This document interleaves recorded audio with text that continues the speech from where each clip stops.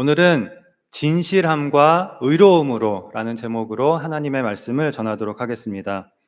오늘은 대강절 둘째 주일인데요. 계속해서 사사기의 내용을 살펴보면서 어떻게 우리가 예수님을 맞이할 준비를 할 것인지, 예수님을 맞이하기 위해서 어떻게 우리 자신을 준비할 것인지에 대해서 생각해 보는 시간을 갖도록 하겠습니다. 우리가 지난 시간부터 사사기 9장의 아비멜렉 이야기를 보고 있는데요. 아비멜렉은 사사 중에 한 사람은 아니고 사사 기드온이 세겜에 있는 처백에서 낳은 아들이라고 하였습니다. 그런데 사사 기드온이 죽고 난 후에 기드온의 서자인 이 아비멜렉이 어머니의 고향인 세겜 사람들과 결탁해서 기드온의 아들 70명을, 즉 자기의 이복 형제인 70명을 한 자리에서 다 죽이고 스스로 왕이 되었다고 하였습니다. 이 아비멜렉의 정권은 적법한 정권이 아니라 하나님의 뜻과 상관없이 쿠데타를 일으켜서 무력으로 스스로 차지한 그런 정권이었습니다. 또한 세겜에 있는 바알 브릿 신전에서 이 반란 자금을 지원하였다고 하였는데요. 즉 이방신의 지지로 탄생한 그런 이방신의 기반을 둔 그러한 정권이었습니다. 그리고 아비멜렉은 이스라엘 전체의 왕이 되었다기보다는 세겜 지역에 국한된 그런 왕이 되었을 뿐이었습니다. 어쨌든 이렇게 아비멜렉은 자기 손으로 형제들을 모두 죽이고 세겜에서 즉위식을 치르고 스스로 왕이 되었는데요. 여기까지가 6절까지에서 지난 시간에 우리가 보았던 내용입니다. 그런데 5절에 보면 아비멜렉이 기드온의 아들 70명을 한 바위 위에서 죽일 때 막내 아들인 요담은 스스로 숨어서 살아남았다고 하였습니다. 그러니까 정확히는 69명이 죽고 한 명은 살아남은 것인데요. 오늘 우리가 살펴볼 내용은 왕이 된 아비멜렉에 대한 내용은 아니고 이 살아남은 요담에 대한 내용입니다. 7절에 보면 아비멜렉의 만행에서 가까스로 혼자 살아남은 요담이 그리심산 꼭대기로 올라가서 세겜 사람들을 향하여 큰 소리로 외칩니다. 무엇을 외치냐면요, 세겜 사람들이 아비멜렉을 왕으로 선택한 그 어리석음과 또 그 과정에서 그들이 행한 악행을 꼬집고 너희가 한 일이 결국에는 너희에게 그대로 돌아가게 될 것이다, 이렇게 저주를 선언하게 됩니다. 바로 이 내용이 21절까지, 우리가 오늘 보게 될 21절까지 이어지게 되는데요. 그 중에서 우리가 오늘 읽은 내용은 요담의 우화라고 부르는 내용입니다. 요담이 우화를 통해서 세겜 사람들의 어리석음을 풍자하는 그런 내용입니다. 8절에서부터 15절까지가 이 요담의 우화인데요. 오늘은 이 요담의 우화 속에서 몇 가지 중요한 교훈들을 생각해 보려고 합니다. 요담의 우화에는 4개의 나무가 등장을 하는데요. 감람나무, 무화과나무, 포도나무, 그리고 가시나무가 등장을 합니다. 8절에 보면 하루는 나무들이 기름을 부어 자신들의 왕을 세우려고 제일 먼저 감람나무에게로 갔습니다.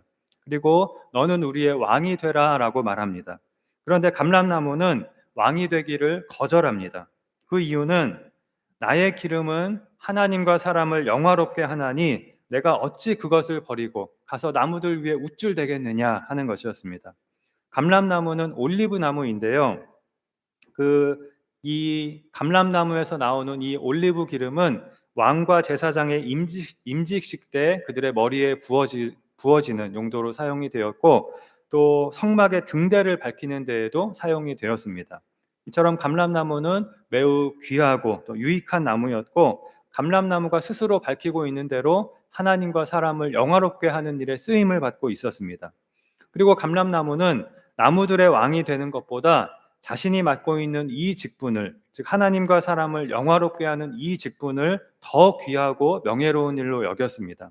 그래서 내가 어찌 그것을 버리고 가서 나무들 위에 우쭐대리오 라고 하며 왕이 되기를 거절하였습니다. 그러자 이번에는 나무들이 무화과 나무에게로 가서 우리의 왕이 되라고 말합니다. 그런데 무화과 나무 역시 왕이 되기를 거절합니다. 나의 단 것과 나의 아름다운 열매를 내가 어찌 버리고 가서 나무들 위에 우쭐대리오 라는 것이었습니다. 무화과 나무는 이 팔레스타인 지방에서 가장 흔히 볼 수 있는 나무인데요. 또 동시에 또 꼭 필요한 나무였습니다. 이 무화과 열매는 당도가 굉장히 높아서 당시에 이제 설탕이 귀하기 때문에, 설탕이 없기 때문에 꿀과 함께 단맛을 내는 중요한 식재료로 이 무화과 열매가 사용이 되었습니다. 또한 무화과 나무의 잎사귀는 굉장히 넓고 또 무성해서 사람들에게 그늘을 제공해 주었습니다. 무화과 나무도 감람나무처럼 이러한 자신의 역할을 하는 것이 왕이 되는 것보다 훨씬 귀한 일이라고 생각하였습니다. 그래서 왕이 되기를 거절하였습니다. 그러자 이번에는 나무들이 포도나무에게로 갔습니다. 그런데 포도나무도 역시 같은 이유로 거절을 합니다. 하나님과 사람을 기쁘게 하는 내 포도주를 내가 어찌 버리고 가서 나무들 위에 우쭐대리요라는 것이었습니다. 포도나무도 감람나무, 무화과 나무와 함께 팔레스타인에서 재배되는 대표적인 나무인데요. 이 포도 열매로 만든 포도주는 식수 사정이 좋지 못한 이 팔레스타인에서 중요한 음료수 역할을 하였습니다. 또 포도주는 약으로도 사용이 되었고 상처 부위를 소독하는 소독약으로도 사용이 되었습니다. 매우 유익하고 또 필수적인 나무가 포도나무였습니다. 포도나무 역시 이러한 자신의 역할에 만족하고 감사하고 있었습니다.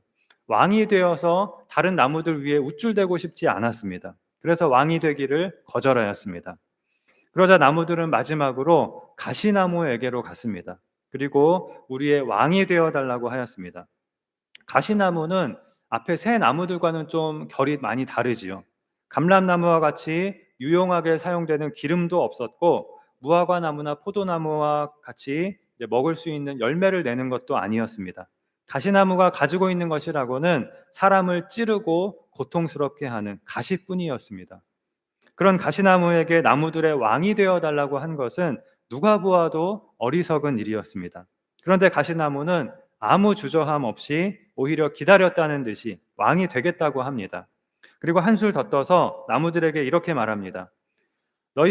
만일 너희가 참으로 나를 왕으로 삼겠거든 와서 내 그늘에 피하라. 그리하지 아니하면 불이 가시나무에서 나와서 레바논의 백향목을 사를 것이니라. 왕의 임무는 백성들을 보호하는 것이지요. 그래서 가시나무는 나무들에게 와서 내 그늘에 피하라. 내가 너희를 보호해 주겠다라고 말합니다. 그런데 이것이 얼마나 웃긴 말입니까? 가시나무에게는 그늘이 없거든요. 오직 가시밖에는 없습니다. 그래서 오히려 가시나무에게 가까이 가면 찔리고 상처만 입게 됩니다. 그런 가시나무가 와서 내 그늘에 피하라라고 말하고 있는 것입니다. 얼마나 뻔뻔한 말입니까? 그런데 가시나무는 여기에서 그치지 않고 그리하지 아니하면 너희가 와서 내 그늘에 피하지 아니하면 불이 가시나무에서 나와서 레바논의 백향목을 사를 것이니라 라고 엄포를 놓습니다. 가시로만 백성을 상하게 하는 것이 아니라 불까지 나와서 나무들을 사르겠다고 말합니다. 백성들을 위협하고 협박하는 폭군의 면모를 드러낸 것입니다. 자, 여기서 이제 요담의 우화는 끝나고 있는데요. 자, 이처럼 요담이 그리심산 위에서 외친 우화는 가시나무가 나무들의 왕이 된 것은 나무들에게 재앙이라고 하는 것을 말해주면서 끝을 맺고 있습니다. 그리고 이어지는 16절부터는 이 우화에 대한 요담의 해석 그리고 세겜 사람들에 대한 요담의 저주가 이어지게 되는데요. 사실 요담의 우화는 너무나 해석이 필요 없을 정도로 정말 너무 명백하다고 말하고자 하는 것이 너무나 분명하다고 할 수가 있습니다. 가시나무는 아비멜렉을 의미하는 것이고요. 가시나무를 왕으로 세운 이 나무들은 어리석은 나무들은 세겜 사람들을 가리키고 있습니다.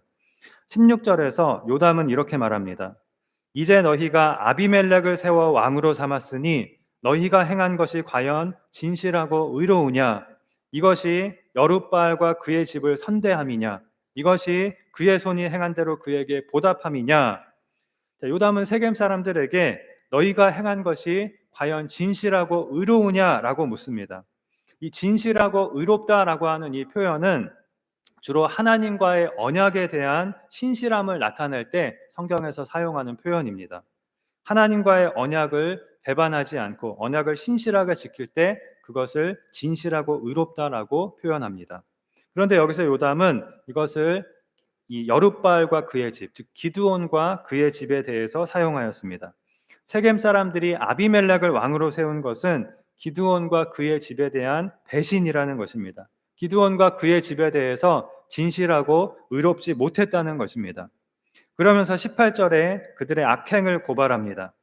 너희가 오늘 일어나 우리 아버지의 집을 쳐서 그의 아들 70명을 한 바위 위에서 죽이고 그의 여종의 아들 아비멜렉이 너희 형제가 된다고 그를 세워 세겜 사람들 위에 왕으로 삼았도다라는 것입니다.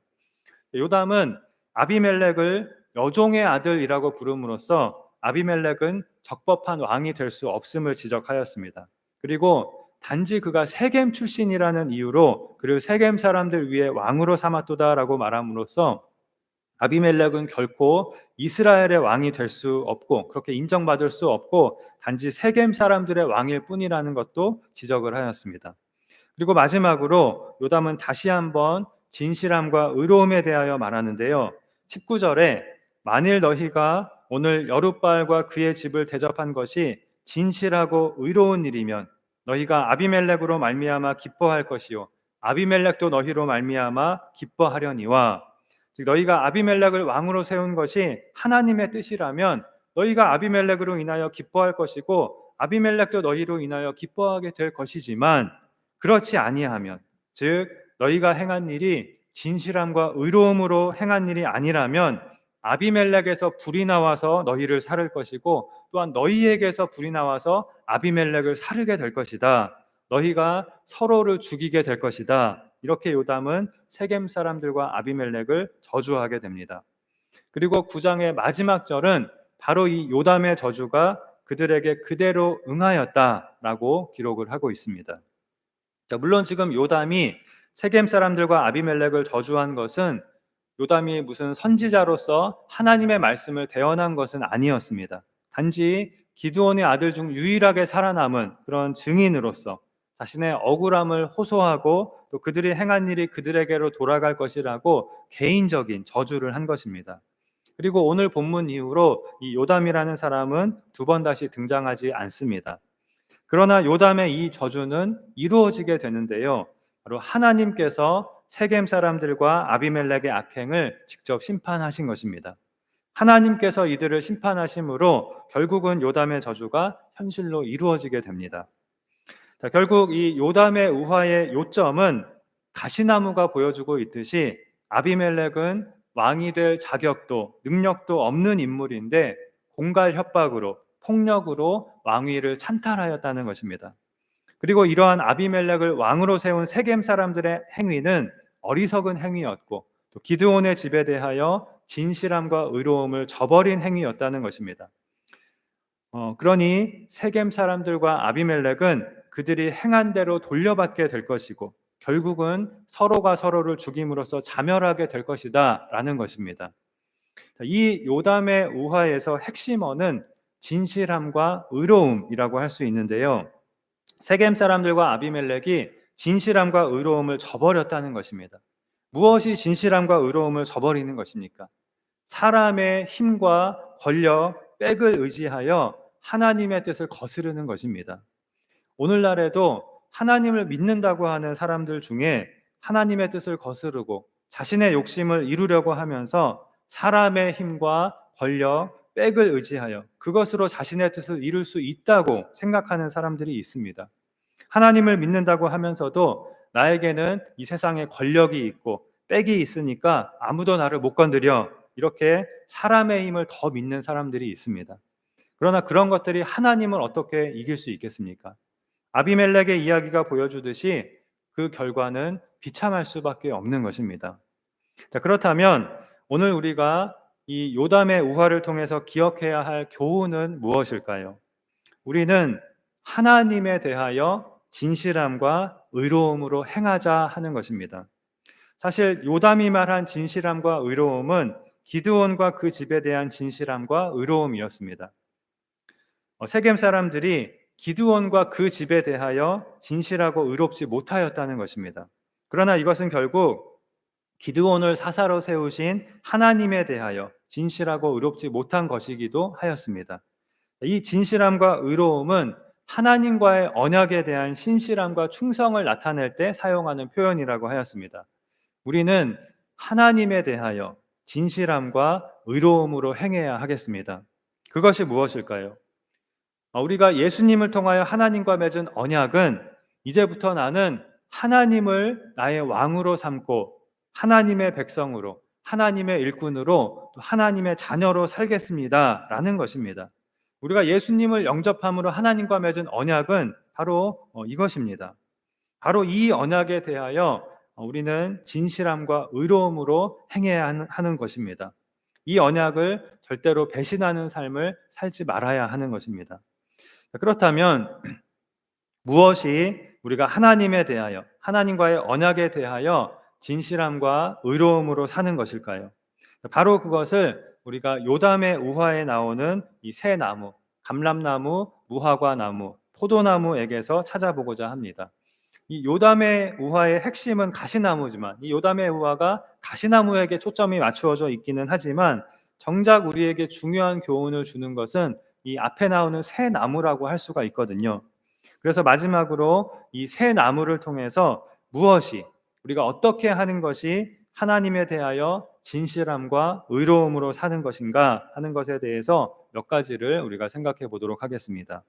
먼저 첫 번째는 겸손입니다. 감람나무와 무화과나무와 포도나무는 각각 하나님과 사람을 영화롭게 하며 여러 가지 유익을 제공하는 나무들이었습니다. 이들은 모두 훌륭한 나무들이었고, 나무들이 굳이 자신들의 왕을 삼고자 한다면 나무들의 왕 후보로 1순위인 나무들이 바로 이 세 나무들이었습니다. 그러나 이 나무들은 자신을 자랑하지도 않았고 또 높아지려고 하지도 않았고 왕이 될 마음도 없었습니다. 그래서 왕이 되기를 거절합니다. 반면에 가시나무는 오히려 왕이 될 만한 아무런 조건도 가지고 있지 않았고 아무런 유익도 주는 것이 없으면서 기다렸다는 듯이 왕이 되겠다고 합니다. 그것도 너희는 내 그늘에 피하라. 그렇지 아니하면 불이 나와서, 나에게서 불이 나와서 너희를 다 살라버릴 것이다 라고 하면서 협박과 공갈로 왕위에 오르게 됩니다. 요담은 감람나무와 무화과나무와 포도나무의 겸손함을 이렇게 드러냄으로써 가시나무의 뻔뻔함과 교만을 부각시키고 있습니다. 아비멜렉은 아무런 자격도 없고 유익한 것이 하나도 없으면서 그저 교만하기만 한 나무였습니다. 그렇게 자기의 분수를 모르는 교만으로 왕이 된 아비멜렉은 결국 백성들을 찌르고 고통스럽게 하고 죽이는 그런 가시나무가 되고 맙니다. 그러나 잠언 18장 12절에 사람의 마음의 교만은 멸망의 선봉이요 겸손은 존귀의 길잡이니라라고 하였습니다. 교만의 결국은 멸망인 것입니다. 지금도 이 세상에는 가시나무와 같은 사람들이 많습니다. 나에게 힘이 있으면 내가 훌륭한 사람이라고 착각을 하는 것입니다. 내가 권력을 갖고 힘이 있으면 내가 그만큼 훌륭하다라고 생각을 합니다. 내가 다른 사람의 위에 있다고 생각을 하는 것입니다. 그리고 나보다 힘없는 사람에게는 함부로 대해도 된다고 생각을 합니다. 또 이 세상에서 힘이 있고 권력이 있으면 내가 하나님보다도 더 위에 있다고 어리석은 착각을 하는 사람들이 있습니다.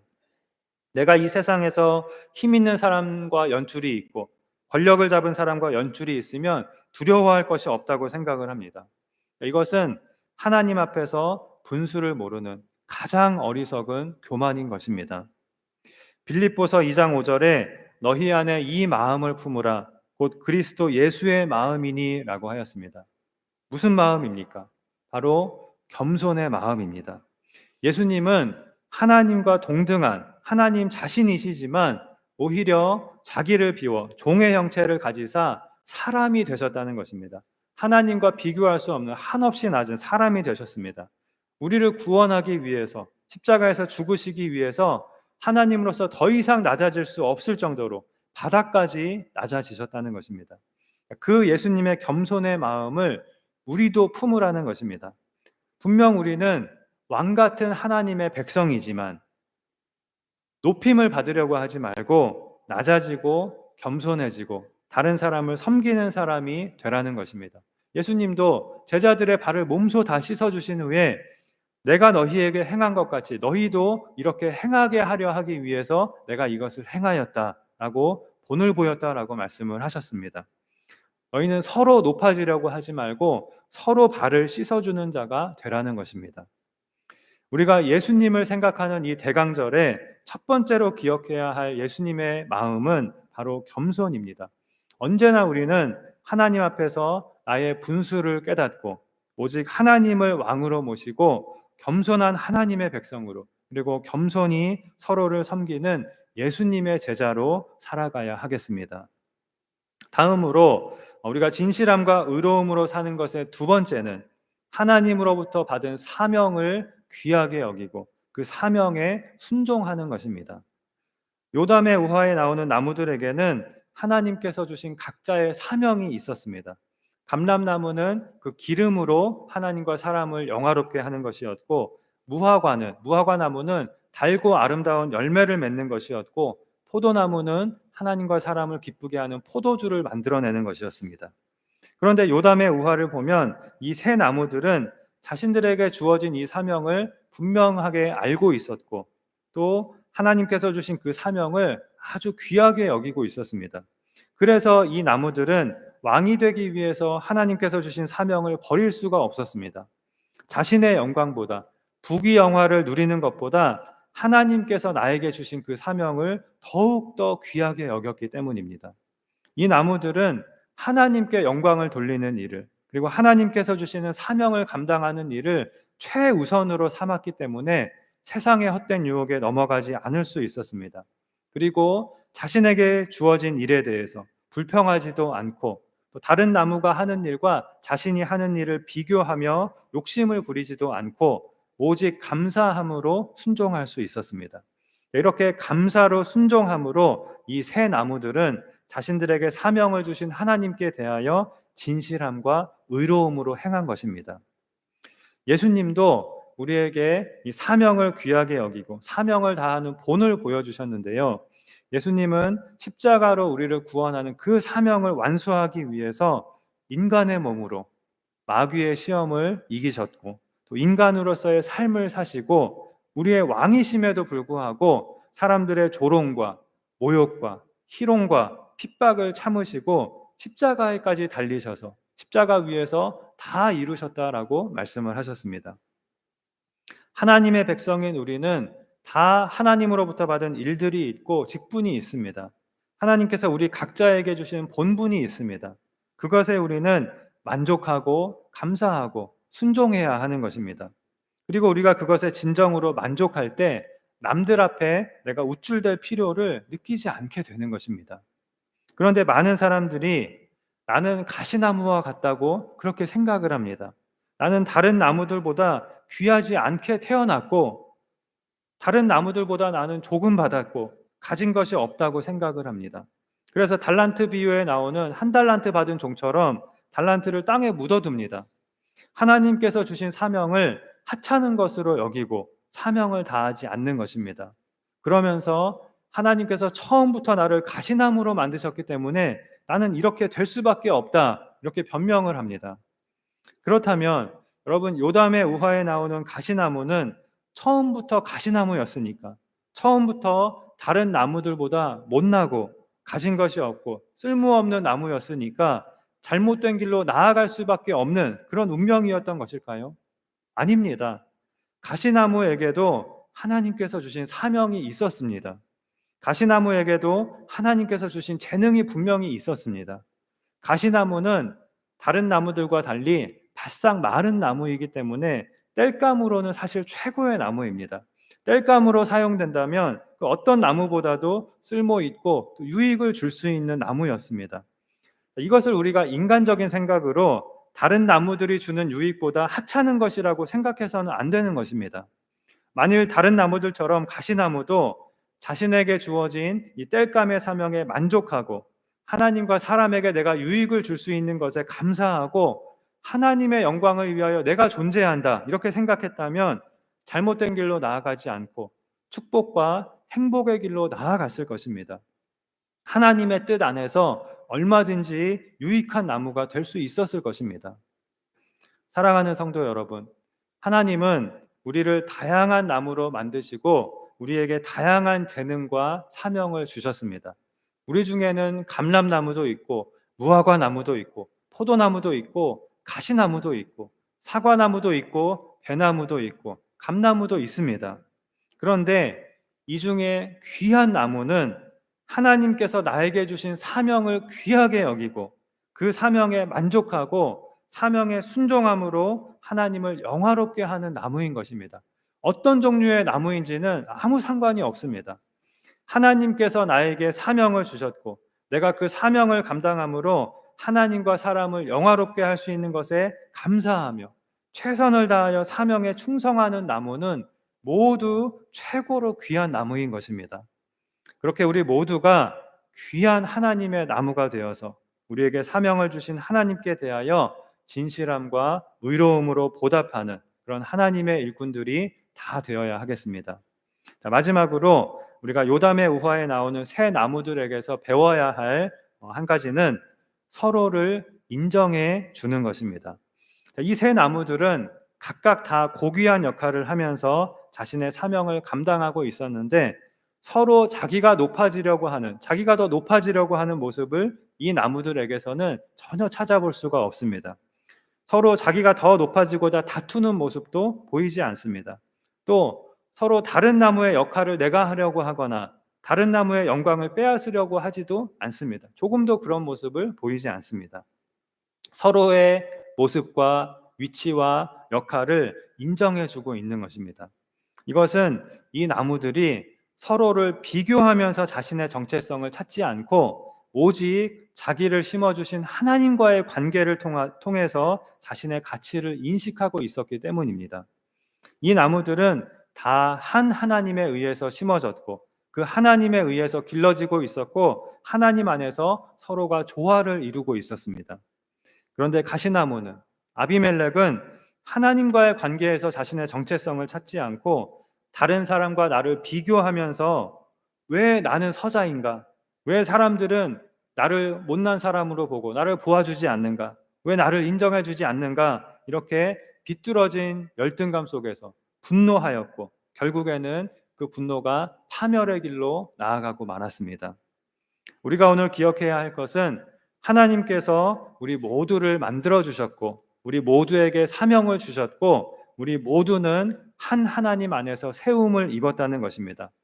그리고 우리 모두는 예수님의 한 몸을 이루는 지체들로서 각자 맡은 역할이 다 다르지만 그 모든 역할이 한 몸을 이루는데 다 중요하다는 것입니다. 서로 어떤 역할을 맡았는지 어떤 나무인지 비교할 필요가 전혀 없다는 것입니다. 왜냐하면 모든 나무가 하나님께서 심으신 하나님께서 귀한 사명을 주신 다 귀한 나무이기 때문입니다. 우리가 할 일은 서로 비교하는 것이 아니라 서로를 인정하며 또 서로를 높여주며 서로를 섬기며 하나님 안에서 조화를 이루는 나무가 되는 것입니다. 그럴 때에 우리는 하나님께서 왕 되시는 하나님의 나라에서 기쁨과 만족을 누리며 무럭무럭 자라가며 하나님을 영화롭게 하고 또 많은 사람들에게 유익을 줄 수 있게 될 것입니다. 말씀을 맺겠습니다. 우리를 창조하시고 또 자신을 내어주심으로 우리를 구원하시고 우리의 왕이 되어주시고 우리에게 달란트와 사명을 주셔서 사용해 주시는 하나님께 우리가 진실하고 의롭게 행하는 길은 첫째, 예수님의 겸손의 마음을 본받아서 겸손하게 오직 하나님을 왕으로 모시는 것. 둘째, 하나님께서 주신 사명과 직분에 감사하고 만족함으로 순종하는 것. 그리고 마지막으로 서로를 인정하며 서로 합력하여 하나님의 나라를 이루어가는 것이라고 하였습니다. 이것을 우리가 기억하고 늘 하나님을 향하여 진실함과 의로움으로 살아감으로 하나님의 뜻 안에서 아름다운 열매를 많이 맺으며 우리의 왕 되신 하나님을 영화롭게 하며 아름다운 하나님의 나라를 이루어가는 그런 우리 모두가 될 수 있기를 주님의 이름으로 축원합니다. 기도하시겠습니다. 하나님 아버지, 예수님을 통하여 우리를 하나님의 자녀로 하나님의 백성으로 삼아주시고 우리에게 하나님을 영화롭게 하며 사람을 유익하게 하는 직분과 사명을 주신 것을 감사합니다. 오늘 하나님께서 주신 말씀대로 우리가 왕 되신 하나님 앞에서 늘 겸손한 일꾼이 되고 주신 직분과 사명에 만족하고 감사하며 충성하는 일꾼이 되고 서로를 인정하고 높이며 합력하는 하나님 나라의 일꾼이 되므로 늘 하나님을 향하여 진실하고 의로운 삶을 살아가게 하여 주시옵소서. 그리하여 하나님을 기쁘시게 하고 하나님을 영화롭게 하며 하나님의 온전하신 돌보심과 공급하심 속에서 복된 삶을 살아가는 우리 모두가 되도록 축복하여 주시옵소서. 믿사오며 예수님의 이름으로 기도하옵나이다. 아멘.